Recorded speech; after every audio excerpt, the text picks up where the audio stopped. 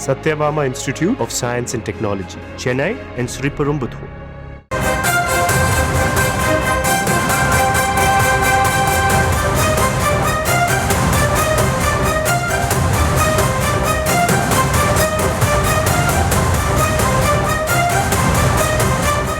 ராமநாதபுரம் அம்மன் கோவில் பகுதியில் போதையில் காரை ஏற்றி ஒருவர் கொலை செய்யப்பட்டிருப்பதாக அண்மை செய்தியை பார்த்துக் கொண்டிருக்கிறோம்.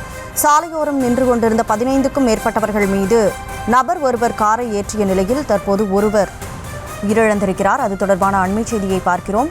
முழு விவரங்களோடு செய்தியாளர் பூபேஷ் இணைப்பில் இருக்கிறார். பூபேஷ், வணக்கம். என்ன நடந்தது? முழு விவரம் என்ன?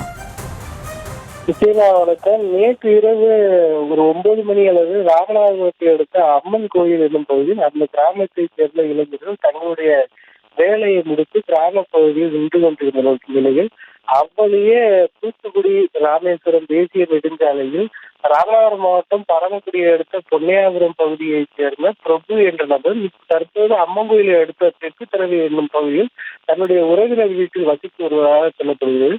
இந்த நிலையில் நேற்று இரவு அந்த நபர்கள் நின்று கொண்டிருந்த போது அவ்வழியே சென்ற அந்த பிரபு என்ற நபர் அந்த நபர்களை 15 பேர் கொண்ட இளைஞர்களை பார்த்தவுடன் அங்கிருந்து அவர்களை கடந்து சென்ற போது திரும்பி வந்து மீண்டும் அவர் ஓட்டி வந்த சிப்கார் மூலம் அங்கு நின்று கொண்டிருந்த 15க்கும் மேற்பட்ட இளைஞர்கள் மீது தரவாரியாக கொடூரமாக ஏற்றியதாக கூறப்படுகிறது. இந்த நிலையில் அந்த 15க்கும் மேற்பட்ட நபர்களையும் உடனடியாக அலவல் சத்தம் கேட்டு அங்கிருந்தவர்கள் அவர்கள் 108 ஆம்புலன்ஸ் மூலம் ராமநாதபுரம் மாவட்ட அரசு மருத்துவக் கல்லூரி மருத்துவமனையில் சிகிச்சைக்காக அனுமதித்தனர்.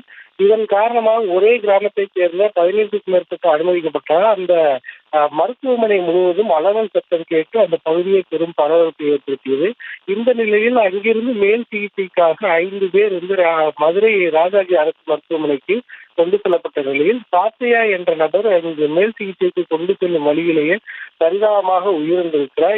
அது மட்டுமல்லாது அந்த விபத்து ஏற்படுத்திய போது காரில் இருந்து அந்த பிரபு என்ற நபரும் அங்கு மயங்கி கிடந்ததால் அவரும் அடிபட்டிருப்பதாக காப்பாற்ற வந்த சக மக்கள் அவர்களையும் அந்த பாதிக்கப்பட்டவர்களோடு சேர்த்து அரசு மருத்துவமனையை அனுமதித்து தற்போது அவருக்கும் சிகிச்சை அளிக்கப்பட்டு வருகிறார். அந்த பிரபு என்ற நபரை கைது செய்து தேனிக்கரை போலீசார் தொடர்ச்சியாக விசாரணையில் ஈடுபட்டு வரக்கூடிய சூழலில் தன்னுடைய பணியை முடித்துக் கொண்டு கிராமப்புறத்தில் நின்று கொண்டிருந்த 15க்கும் மேற்பட்ட இளைஞர்கள் மீது அருகாமையில் இருந்த ஒரு கிராமத்தைச் சேர்ந்த நபர் காரை ஏற்றி கொல்ல முயன்ற சம்பவமானது அதிர்ச்சி ஏற்படுத்தியது. இந்த கொலை முயற்சியில் ஒரு பரிதாபமாக உயிரிழப்பது மேலும் சக்தி ஏற்படுத்தி இருக்கக்கூடிய சூழலில் இந்த பகுதி முழுவதும் பெரும் பதற்றமான சூழலை நிலவுகிறது.